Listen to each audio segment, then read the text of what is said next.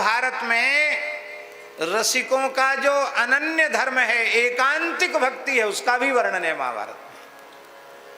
परमैकांती भक्तों का भी लक्षण है।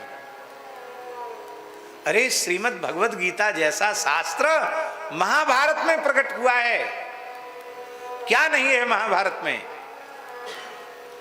पर महाभारत में कणक की कूटनीति भी है।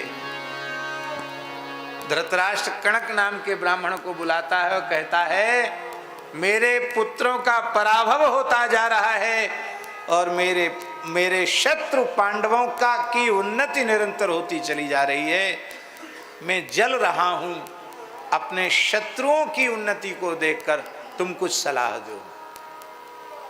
तो कूटनीति का उपदेश करता है। महाराज आपका दिमाग खराब हो जाएगा उस कूटनीति की बातों को पढ़ करके। हमारे कहने का प्रयोजन ये है कि जो भागवत धर्म का निरूपण महाभारत में है वो तो हम लोगों की समझ में नहीं आता, पर जो छल कपट की बातें, शकुनी का काम बहुत अच्छा था, कूटनीति बहुत अच्छी थी, धृतराष्ट्र के विचार बहुत अच्छे थे, दुर्योधन के विचार बहुत अच्छे थे, ये बात समझ में आ जाती। एक साधु साई कथा सुना देते आपको। हमारे गुरुदेव पहाड़ी बाबा महाराज की सुनाई हुई कथा है। बोले एक पंडित जी बनारस में पढ़ के आए थे। बनारस वाले महाराज बैठे हैं ना, इसलिए बनारस का नाम बार बार आ रहा है।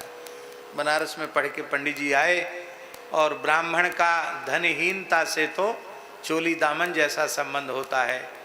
तो विवाह तो हो गया लेकिन बहुत विपन्नता थी, गरीबी थी। तो गृहिणी ने कहा, ब्राह्मणी ने कहा, देखो राजा बड़ा धर्मात्मा है, उसको कथा सुनाओ, उसको दया आएगी, कुछ न कुछ सेवा कर देगा, व्यासपीठ पर कुछ तो चढ़ाएगा। तो उन्होंने सोचा कि भाई भागवत करें तो 7 दिन में पूरी और राम कथा कहें तो 9 दिन में पूरी। महाभारत कहो 4 महीना कम से कम लगेगा, इतना विशाल ग्रंथ है। तो पंडित जी ने 4 महीने महाभारत कही। महाभारत पूरी हो गई, राजा ने कुछ नहीं दिया। तो सोचा शायद भूल गए होंगे, तो कथा पूरी करके पोथी वहीं छोड़ के अपने घर लौटे आए। ब्राह्मणी ने कहा क्या लाए? कहा महाराज कुछ नहीं दिया, लोभ पूर्वक गए, उसका तो नतीजा ही हो नहीं था। बोले नहीं, शायद महाराज को भूल गया होगा, आप सामने पढ़ोगे तो उनको याद आएगा कि पंडित जी ने 4 महीना कथा सुनाई। तो पंडित जी गए ब्राह्मणी के कहने से। तो सबसे पहले तो उनको राजकुमार मिला।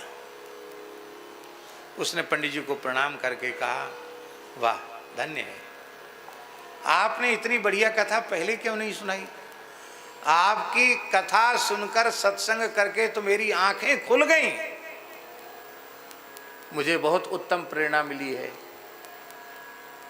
पंडित जी ने पूछा क्या प्रेरणा मिली? बोले महाभारत की कथा सुन के ये समझ में आया कि दुर्योधन कंस सब प्रकार से योग्य था, फिर भी उग्रसेन ऐसा कुर्सी से चिपक गया राज सिंहासन से कि छोड़ना ही नहीं चाहता था। बहुत उत्तम काम किया कंस ने, जो अपने बाप को जेल में डाल दिया, राज मुकुट खुद पहन लिया, राजा बन गया। मेरे पिताजी की भी वही स्थिति है, उग्रसेन की सी स्थिति है। ये गद्दी से चिपक गए, छोड़ना नहीं चाहते, और मैं क्या बुढ़ापे में राजा बनूंगा? मैंने मंत्रियों के साथ षड्यंत्र कर लिया है, थोड़े ही दिन में महाराज को अपदस्थ करके जेल में डालूंगा, फिर राज्याभिषेक मेरा होगा, तब आपको दक्षिणा दूंगा, अभी मेरे पास है ही क्या। पंडित जी ने माथा ठोका। इतनी महाभारत की कथा सुनकर इसने प्रेरणा कंस से ली। आगे बढ़े तो राजकुमारी मिली, प्रणाम किया, कहा पंडित जी आपकी कथा ने तो मेरा जीवन बदल दिया, मेरे चिंतन की दिशा ही बदल दी। क्या करूं, अभी तो मेरे मनोरथ की पूर्ति नहीं हुई है, या मेरे मनोरथ की पूर्ति होगी तो जरूर मैं आपको दक्षिणा दूंगी। कहा आपने क्या प्रेरणा ली? बोले हमने ये प्रेरणा ली कि सुभद्रा विवाह के योग्य हो गई थी, और दाऊ जी और श्री कृष्ण ज्यादा बहन के प्रति ममता होने के कारण ब्याह की चर्चा ही नहीं चलाते, ये चली जाएगी, इसके बिना हमारा मन कैसे लगेगा। तो अर्जुन आए और अपनी बातचीत हो गई और भाग के चली गई अर्जुन के साथ। तो मैंने भी एक राजकुमार से संपर्क साध लिया है, मैं भी देवी पूजन के समय भाग के जाने वाली हूँ, मेरा ब्याह हो जाएगा तो मैं आपको दक्षिणा दूंगा, पिताजी तो करेंगे नहीं। लियो भाई, इसने यही प्रेरणा ली, माथा ठोका पंडित जी ने।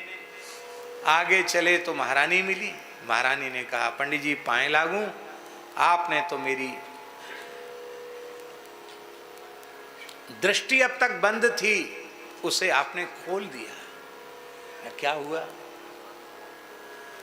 बोले हमने सुना कि द्रौपदी की बड़ी महिमा, पंचकन्या स्मरेन नित्यम महापातक नाशनम, तो इतनी महिमा कैसे हो गई? बोले 5 पांडव उसके पति थे, मैं एक ही में संतुष्ट रह गई, इसलिए मेरी कोई महिमा नहीं बढ़ी, मैं भी 4 और वर्ण करने वाली हूँ। पंडित जी ने माथा ठोका कि हे भगवान, ये कैसी महाभारत की कथा, आग लग गई इस घर में। तो अब गए महाराज राजा के पास, तो राजा ने कहा, आओ पंडित जी, आपने इतनी बढ़िया कथा पहले क्यों नहीं सुनाई? कितना धन हमने दान पुण्य में बर्बाद कर दिया, आपने कथा सुनाकर हमारी आंखें खोल दी। दुर्योधन ने कितनी अच्छी बात कही, शुच्यग्रमपि ना दास्य विना युद्धेन केशव, मैं सुई की नौक के बराबर भी भूमि बिना युद्ध के नहीं दूंगा। अब मैंने निश्चय कर लिया है, लड़भड़ के तुम हमसे कुछ ले जाओ तो ले जाओ, वैसे फूटी कौड़ी देने वाला मैं नहीं हूं। पंडित जी बोले हमारी पोथी हमें वापस दे दो। बोलो भक्तवत्सल भगवान की।